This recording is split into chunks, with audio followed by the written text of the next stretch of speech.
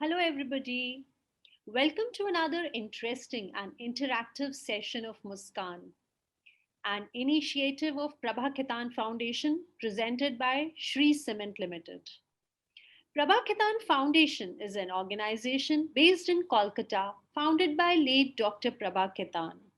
The foundation is dedicated to promote performing arts, culture, education, literature, gender equality, and women's empowerment. It collaborates with caregivers, committed individuals, and like minded institutions to implement cultural, educational, literary, and social welfare projects in India. Muskaan aims to popularize heritage and culture nationwide among children and young adults by weaving it into formal and informal education through student activity. Some of the ways devised to do these some of the ways devised to do these are cultural programs, storytelling sessions, theater, dance, music, and art, which are organized via collaborations with our national and international associations and institutes, both pan India and overseas, network of schools, education, and art institutions. Today, we have with us none other than the most favorite among children author, Mr. Ruskin Bond. I welcome you, sir, at this platform today evening. Born in Kasauli, Ruskin Bond grew up in Jamnagar, Gujarat, Dehradun, New Delhi, and Shimla. His first novel, The Room on the Roof, which was written when he was only 17, received the John Levensill Rice Memorial Prize in 1957. Since then, he has written over 500 short stories, essays, novels, and more than 40 books for children. He received the Sahitya Academy Award for English Writing in India in 1992, the Padam Shri in 1999, and the Delhi government's Lifetime Achievement Award in 2012. In conversation with him, we have with us Ms. Swati Agarwal, Ehsas Women of Mumbai and Udaipur. So, my dear students, my dear children, I would like all of you to sit back, relax, and listen to this very interesting conversation and interactive session. So, over to you, sir, and Swati. Thank you for having me. Thank you for telling me about your organization and all your activities. And it's great to be on your program. It's the second time, and so I know it's going to be interesting. And I've always enjoyed answering questions from children, small children, big children. And so do go ahead. And here I am at your mercy. Yeah. Welcome. Thank you, sir. Children, get ready as we have someone. He epitomizes simplicity and sagacity. He believes that the best journeys are those that have no pre-decided destinations. He candidly confesses to be technologically illiterate, while most of our literacy came from his books. He feels that the beauty of a butterfly and the industry of an ant are as important as political and financial upheavals. He keeps a journal of homespun philosophies, and it magically metamorphoses into a delightful memoir. He has adopted the Mussoorie Mountains, and they have adopted him right back. What do I say about the legend to whom I owe most of my childhood joys, embedded in the verbal landscape of Deoli, Shamli, and Dhera? What do I say about the creative genius whose pen is as prolific today as it was half a century ago? With the twinkle in your eyes, as I see so many of you young minds, I'm utterly humbled by the honor. I present to you an evening of bonding with Bond. This time, it's Ruskin Bond. Thank you for that wonderful introduction. Pleasure. So let's start with suffocating in our smoggy concrete jungles. Oh, yes, I can imagine it, especially with the world changing so much in terms of climate, and living in cities can be pretty suffocating, and no wonder people want to get out and get into the hills, have a change of scene. And I presume most of you today who are chatting to me are living in cities. I hope the rain has washed away some of the rubbish and refreshed you. It's been raining all day up here. I've been sitting in my chair looking at it, trying to get inspiration, maybe for a story or a poem or a memoir. So you maybe you'll give me some ideas today. So Oh, lovely. please do go ahead. So, sir, you write that I wonder where the green grass went, all buried under the new cement. How have the hills changed in the decades that you have known them? And is this reflected in your stories? What message would you like to give our young brigade, future generation on environment sustainability? Well, the hills haven't changed, the mountains haven't changed.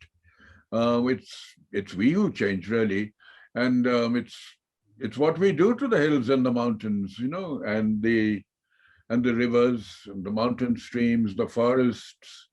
Um, I think this was once a perfect world. If you just sometimes when I just look at a beautiful bird, on the branch of a tree or on a wire outside my window, and I think it's somehow the essence of perfection, nature, and surely we would like to preserve and protect all that is beautiful on this planet, simply because it's beautiful. But otherwise, even our own health, our own goodness of our feelings are all influenced by the natural world. So if we can look after nature, surely nature will look after us. So there are the mountains, but things do change. Villages become towns, towns become cities. This is more the case in the plains, actually, because in the hills, we don't have big populations usually. And also, there's been a trend in recent years of people leaving their villages and coming down to the plains and the cities, looking for work, looking for some means of income, with the result that sometimes village life disappears. So we get becoming more and more perhaps urbanized over the years, throughout the country, throughout the world. So we need to maybe say, well, that's enough. There should be a limit, and let's keep what there is of the natural world, which was given to us in some mysterious fashion over the ages. So carry on and get me to say something else. Perfect, perfect. Absolutely. We have so many planet protectors over here, all the young Greta Thunbergs, and they are all listening to you. And I'm sure they're going to make a big impact as we grow. Tell me, sir, today's world is very technology crazy. All our kids, they want instant gratification. Many millennials, children, they're all moving away from the written word. It's unfortunate.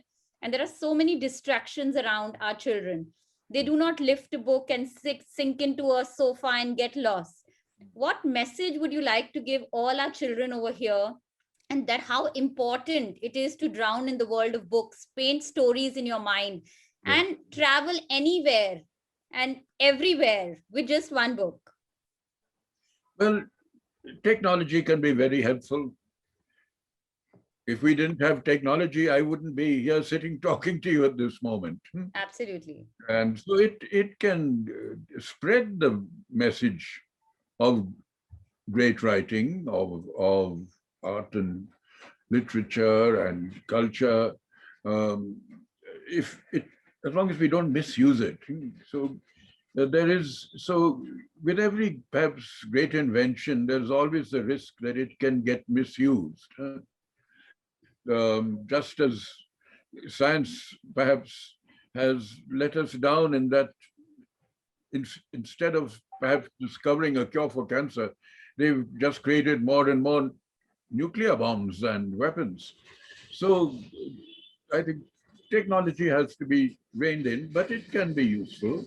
And if I would always prefer reading a book in its normal form or the familiar form. But if you, as young people, like prefer reading on a screen, on your laptop, on your mobile, well, that's all right. The main thing is you should be reading. And there's something friendly and familiar about a book. And I still meet young people, children who do read a lot. I know reading is and always has been a minority pastime. Because even when I was at school, goodness me, 50 years ago or more ago, um, in a class of about 30 boys, there were just 2 or 3 of us who were fond of books and fond of reading. And in those days, there was no television, there was no internet, there were none of the things that we are inclined to blame today. So I think, I think reading wasn't all for everybody. I think a certain kind of boy or girl takes to books, becomes fond of reading, just as a certain type of boy or girl takes to music or singing or art or painting. So reading, maybe it's not everybody who becomes a reader, but then once you do become one, then you're a reader for life, because books and literature can give you something that other things can't. Not just knowledge of the world, but knowledge of yourself and of the people around you. So it helps you to get insight into life, and to understand in some ways the problems, the joys, the sorrows that we all have to go through. So I think books are a great standby, to give you strength.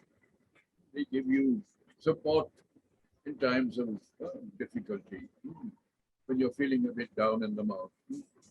Pick up a favorite book or author, and he or she will help you to get through the difficult period. Absolutely. Point noted. Children, whether it's your hard copy, your tablet, your Kindle, make sure you're reading. That's the advice coming from the numero uno author, Mr. Ruskin Bond. Sir, you say that there is no retirement age for writers. And certainly there is no starting age today. Many of the kids today who are aspiring to be writers or who would like to pen their poems, letters, stories, blogs, how and when should they start writing? And if you could share some tips, it would be very, very helpful. Oh, I'd love to help you.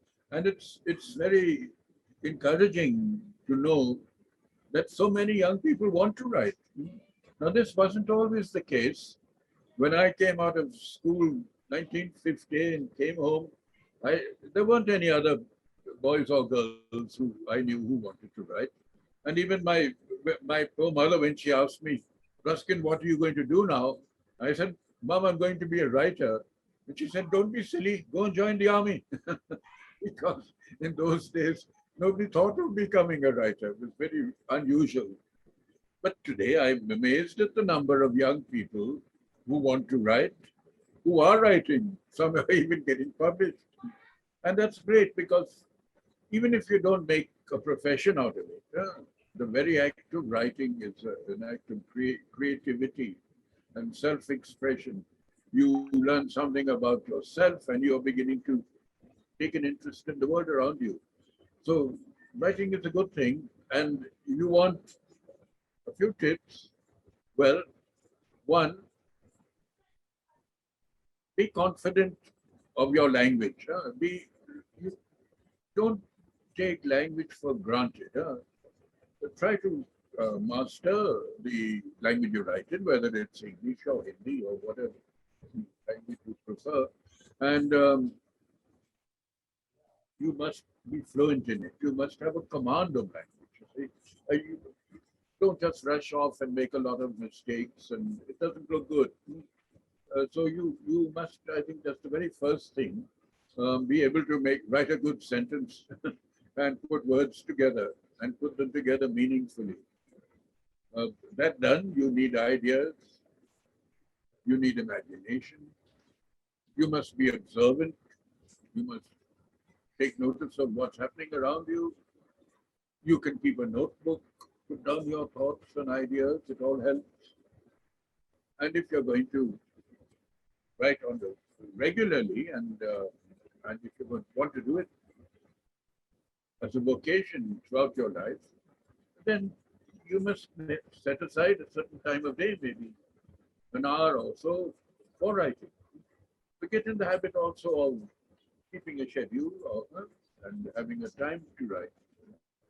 Read as much as you can, because you know all the great writers, when they were young, were great readers. That's my motto. Read well, write well. Read well, write well. Don't think you're going to, no, you won't get away with it by writing stories and books without having a solid background of reading behind you. I think that's all important. Perfect. So reading is the key, and future leaders are today's Yes. readers. Absolutely well noted. So tell me, childhood is a very recurring theme in many of your works. The experience of childhood has changed too, especially in this whole COVID era with so much technology, gadgets. Children are bonding over gaming. What advice would you like to give these children on balancing their lives? And Yes. how do they disconnect to reconnect?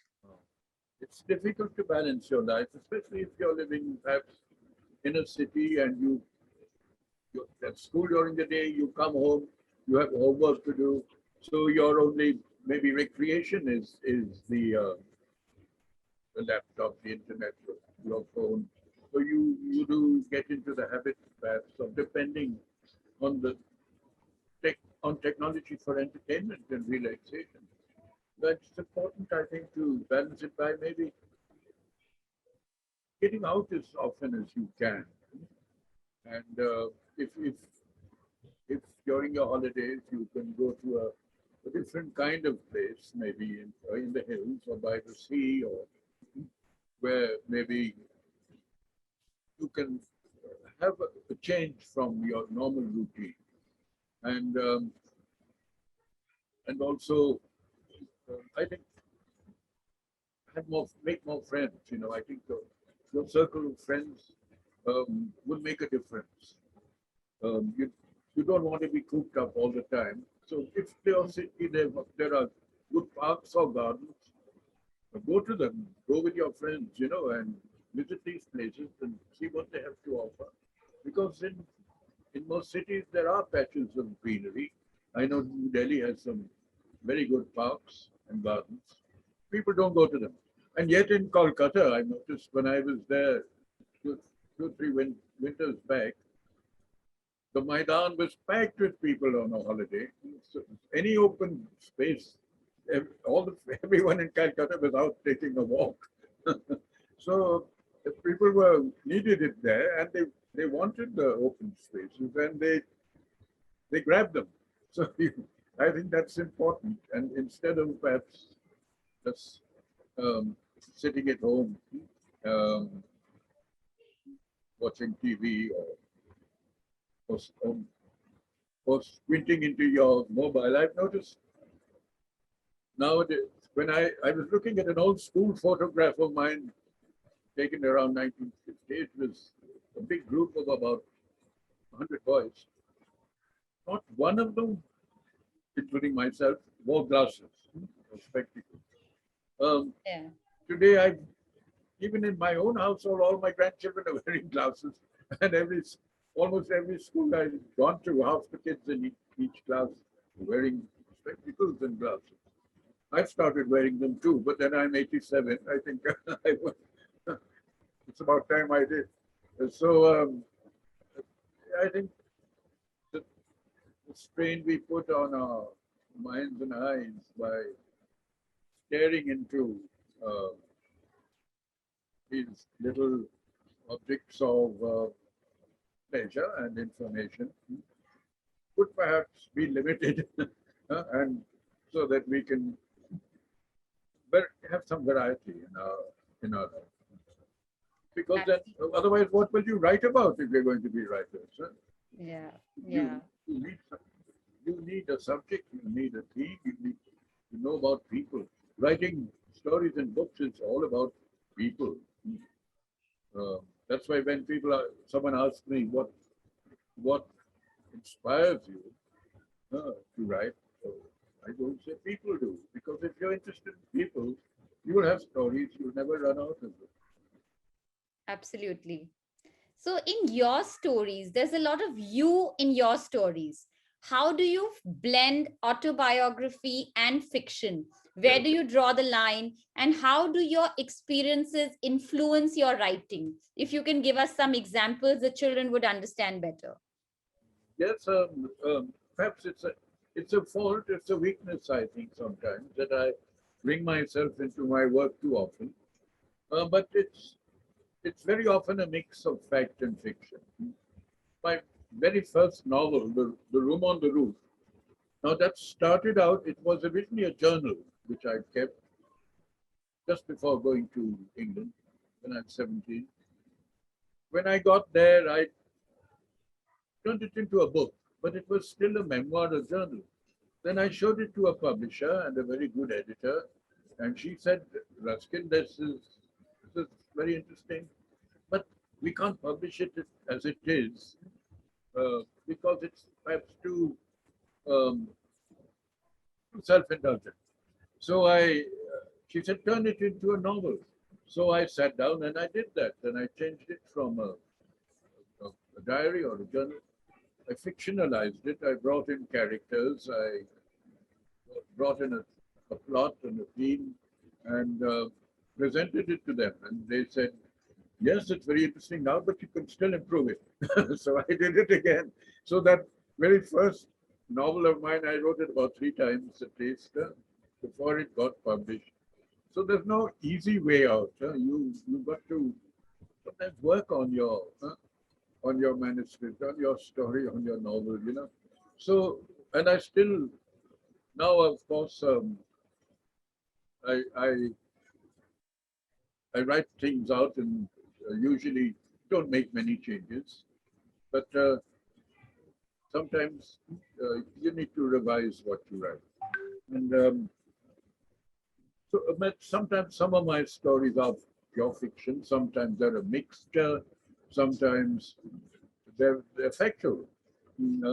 So perhaps I should sit down one day and write a book telling all my readers which ones are true and which ones are not. Because I know sometimes readers do ask me, uh, did that really happen, or was there really such a person? Um, and so I sometimes start with a real occasion or incident, and then it runs away with me and becomes a story. So you will find that's with the case with many writers. They do take real people or real incidents and build them up into a story. Lovely. So, coming to movies, you've written a lot of books which have been converted into movies. From the historical movie Junoon to Sat Khoon Maaf to the childhood adventure Blue Umbrella and the eerie Parchai. We have sampled and savored several cinematic genres that emerged from your pen. How much are you involved in the filming of these stories? And do these ventures bring as much satisfaction as writing a book? That's very interesting. Actually, I'm not very closely involved in the script writing or the filming, except in the case of one of them, Sat Khoon Maaf, the Susanna's Seven Husbands, where I did work on the script. Um, in other cases, I was fortunate in that someone just came along, like Charm Benigal, and said, "I like your story of Flight of Pigeons. Ruskin, can I turn it into a film?" And I said, "It would be wonderful. So go ahead." And he made the film. And it was a good film. So I was lucky because sometimes films might be disappointing for the author. Things get changed. We have to remember that it's a different medium altogether. Um, so changes have to be made. I'm fortunate in that my stories on my most of my writing is very visual. So in fact, when I write a story, I'm seeing it as a film.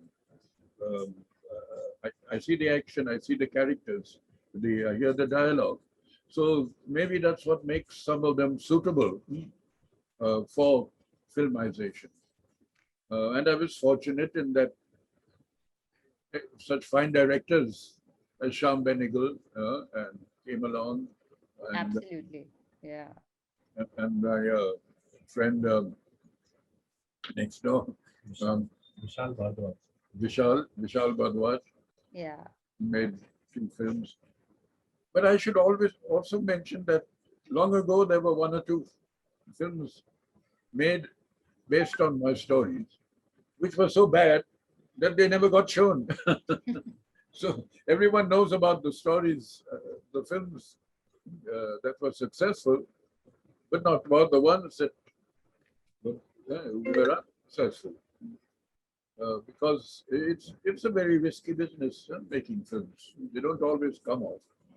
And this long ago, there was someone made a film based on my story, The Last Tiger, and they they got a tiger from a local zoo or circus, but the tiger refused to act. Whenever it was hungry, it would go back to its cage. And the acting wasn't very convincing. So that film never got shown. Um, and there was another one called Ghost Trouble, I think, which was done by Children's Film Society. Well, it's still a ghost because I've never seen it. So there you are. Not everything comes off. Lovely. So I have over 100 questions from all these young children. I would have loved them to unmute and ask their questions, but I'll just, ask you the questions on their behalf. We Well, have because rain is thundering down at the moment, so you'll have to get them to shout or talk loudly. yes, yes. I will just read the questions because they've written it in the chat box. I have a question from Dristi Vora, and she says, what do you think of when you are starting a story like Children of India, Room on the Roof, The Crazy River, or The Blue Umbrella? What are your initial thoughts? Initial thoughts. Well, I know what the story is going to be about because I've already written it in my head, and as I mentioned, visualized it in a way. So it's important to the opening line, the opening sentence should be interesting. It should grab the attention of the reader. So I first have to think now, what's going to be a good opening line? So that would perhaps be first in my head. And then I would try to be comfortable too, because if I'm going to write for 20 minutes or half an hour, I want to feel that I'm sitting in a comfortable chair and the light is good and the wind isn't coming through the window. So be comfortable for one thing. And then I write by hand. So I put pen to paper and start writing. At one time I used to type, but I got typewriter gives me a stiff neck now. So I'm more comfortable writing by hand. And you will, of course, you will want to write on your laptop or your computer. So that's fine. But be in a good frame of mind. Don't be feeling grumpy or anything. You must start off being in a fairly good mood. Otherwise, you, it will show in your writing if you're not happy. Lovely. So we have a question from Vihan Bansal, which says, how do you get ideas for your stories and how do you lace them up with so much humor? Humor is something that either you have it or you don't have a sense of humor. So you're very lucky if you've got a sense of humor, because good humorous writing is very rare. If you're a reader, you know how hard it is to find a book that will really make you laugh. But nevertheless, how do you get your ideas? Before you sit down to write, you must have that idea well formed in your mind. So you can get ideas when you're taking a walk. You can get ideas when you're having a meal. You can get ideas when you're talking to friends. But if you don't want to forget your ideas, keep a notebook and put them down. You can get an idea in the middle of the night. If I do, I'll put on the light and I'll make a note of it. I'm not going to get up and write that time, but I might forget it. So it's good always to make a note of your ideas, of your subjects, of any thoughts or feelings that come your way. Yes, pen it down and keep it close to you. We have a question from Riddhima Rampal. What happened to Tutu the monkey? Was she real or fictitious? Tutu the monkey was real, but that was a long, long time ago, when my grandfather's time. I have known other monkeys since then. In fact, I can't leave my window open because there's a monkey that comes in and throws my clothes around. And if I have a chocolate on my desk, it will come and snatch it and make off. So I have to close my windows. There's some very mischievous monkeys right here at Ivy Cottage. So you have to be a bit careful with monkeys because they can be bold and they can bite too. Okay. With all wild animals, you shouldn't perhaps be too friendly all at once. Lovely. They're not used to dealing with people. We have a question. They're more afraid of us than we are of them. Totally. We have a question from a young boy called Yuk Saluja. He says, when did you decide to be an author? And did your parents want you ever to become a doctor, an engineer, or any of the traditional professions? Or were you allowed to be an author? Well, I was still at school when I wanted to become an author because I was fond of books and reading. I wanted to emulate my own favorite authors, not write exactly like them, but to be as well known as they were, and to write well and to have readers. So I wanted to be an author right from my school days. As far as parents were concerned, well, I'd lost my father when I was about 10, but he had put books my way and got me interested in literature and in writing. So he would not have disapproved. My mother, when I came home, I mentioned earlier, wanted me to go into the army, but I don't think I'd have been a very good soldier. I don't like getting up in the morning and going on parade and doing PT and things like that, or wearing a uniform.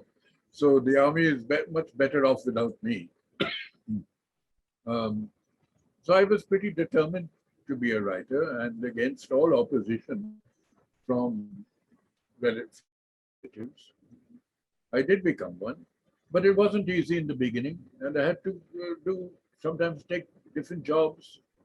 So for a few years, I did several things, working in an office, working with a travel agency, and I would come back to my room and write at night.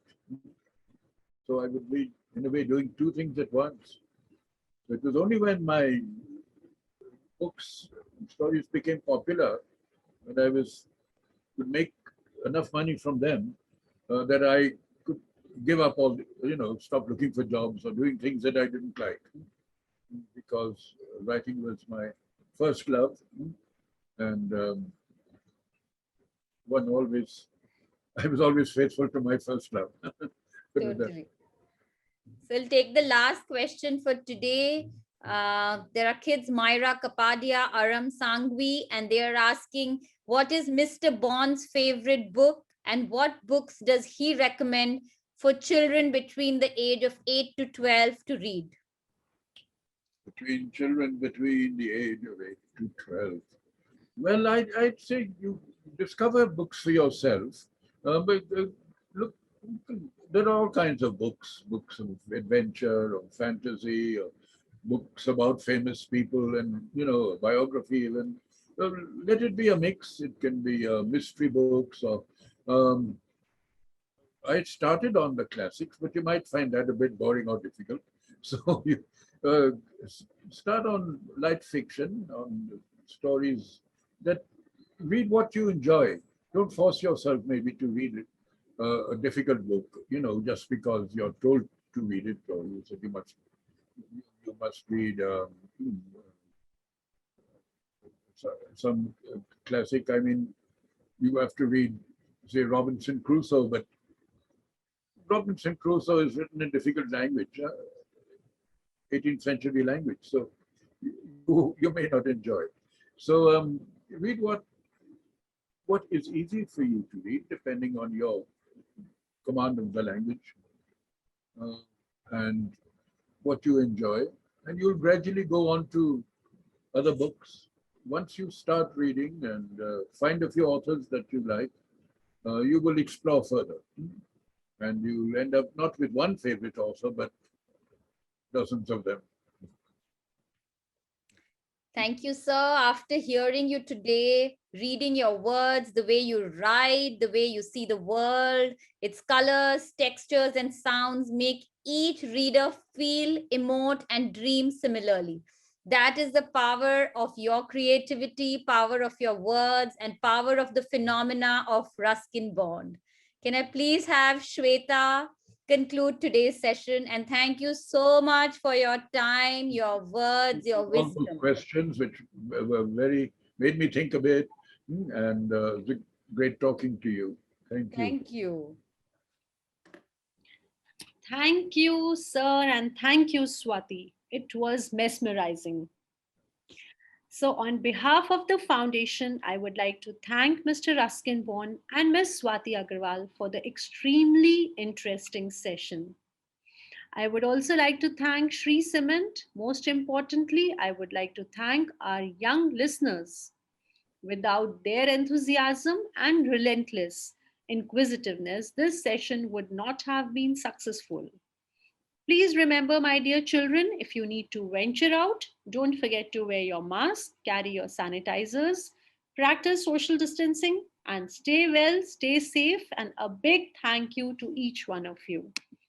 And one more thing I would like to say before we end, children, we had lots and lots of questions from your side, but we couldn't take them all. And I'm really, really sorry for that. Please don't be disheartened. Time was the only factor because of which we couldn't take your questions. Otherwise, we would have taken them. Thank you. Thank you, sir. Cool.